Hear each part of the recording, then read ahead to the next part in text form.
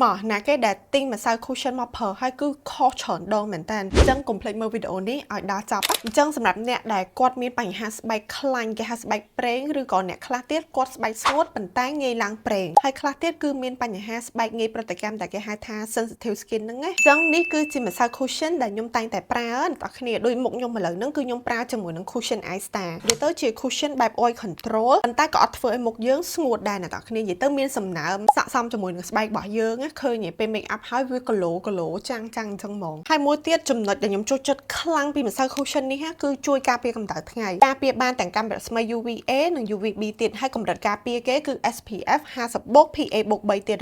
អ្វីដែលខ្ញុំចូលចិត្តមួយទៀតណាអ្នកនរគ្នាគឺម្សៅ cushion នេះបិទបាំងស្នាមបានល្អមែនតើជាពិសេសគឺសាច់ម្សៅស្រាលខ្លាំងហ្មងហើយធន់នឹងទឹកធន់នឹងញើសទោះបីអ្នកនរគ្នាបាញ់ទឹកត្រូវលើមុខអីក៏អត់បតាម្សៅហៀម្សៅចេញមកនឹងដែរហើយអ្វីដែលខ្ញុំចូលចិត្តមួយទៀតគឺអ្នកនរគ្នាស្រួល reapply នៅក្រៅមែនតើដូចខ្ញុំអញ្ចឹងបើសិនជាបាន reapply វិញមុខកាន់តែ smooth ហើយកាន់តែ glow មានអារម្មណ៍ថាវារឹតតែផ្ដល់សំណើមឲ្យយើងទៀតណាអញ្ចឹងសម្រាប់អ្នកដែលមានបញ្ហាដូចខ្ញុំនិយាយពីលើនឹងមកអ្នកនរគ្នាអាចប្រើជាមួយនឹង cushion Ice Star បានហើយបើអ្នកនរគ្នាចាប់អារម្មណ៍អាចធ្វើការ inbox ទៅ page ដែលអ្នកនរគ្នាកំពុងតែមើលវីដេអូនេះបាន